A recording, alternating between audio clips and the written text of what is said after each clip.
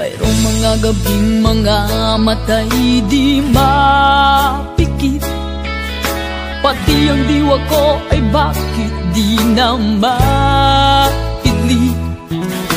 Ang himot sa iyo'y hindi pa rin basumpungan.